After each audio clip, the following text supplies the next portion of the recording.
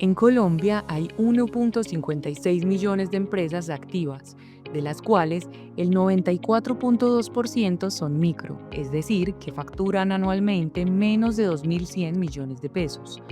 En la misma línea, anualmente se crean un poco más de 174.000 empresas y el 99% son micro. ¿Por qué sufrimos de enanismo empresarial? En el presente capítulo de los podcasts de Sectorial lo analizamos. Según el Ministerio de Comercio, en Colombia hay 1,56 millones de empresas activas. Si uno tomara esas compañías y las clasificara por tamaño, va a encontrar que el 94,2% son microempresas, un 4,2% es pequeña empresa, un 1% es una mediana empresa y apenas el 0,4% es un gran corporativo, es decir, una gran empresa. ¿Qué significa esto?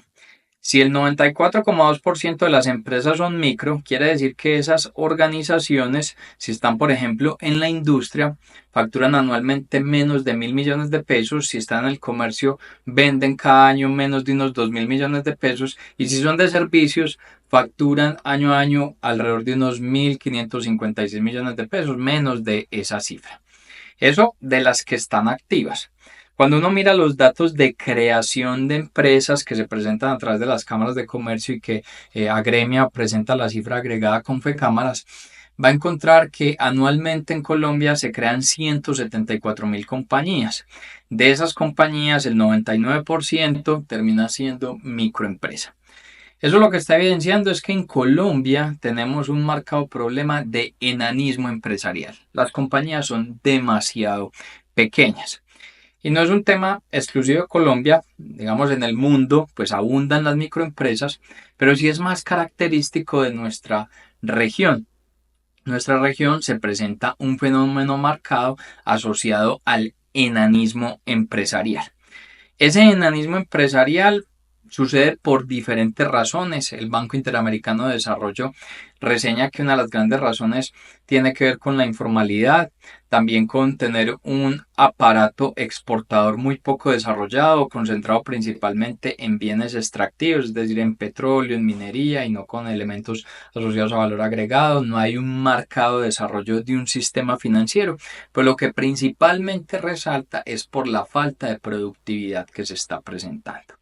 La productividad es entendida como el uso eficiente de los recursos para llegar a un producto o a un servicio en una economía, es decir, los productos o servicios que se generan en una empresa para llegar a ese producto que luego venden, cuáles fueron el volumen de recursos que utilizaron.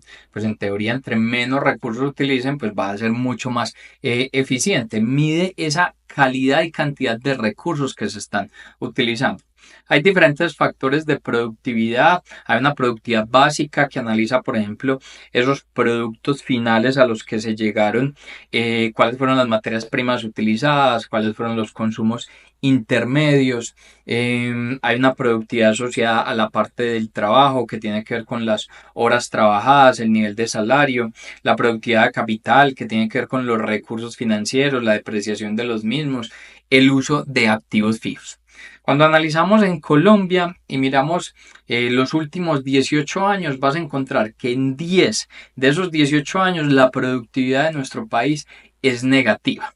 Y cuando lo analizas en la productividad laboral, el promedio muestra que es del 1,86%. Nuestra región es entre el 5 y el 6%. Entonces en Colombia tenemos un marcado problema de productividad. No es ajeno nuestro país a lo que ocurre en la región. Ese problema de productividad termina llevando a la mortandad de organizaciones. En Ecuador y en Perú se estima más o menos que el 53% de las empresas no llegan a 5 años de vida. En Bolivia las que sobreviven no despegan de ser una microempresa. Entonces esos elementos de productividad pues luego terminan relegando a que las compañías se mantengan sufriendo de un fenómeno asociado al enanismo empresarial. En Sectorial, analizamos mensualmente el comportamiento de 131 sectores, que te servirá para comprender la situación actual de tu sector y ajustar tus estrategias. Para conocer más sobre este estudio, visita www.sectorial.co.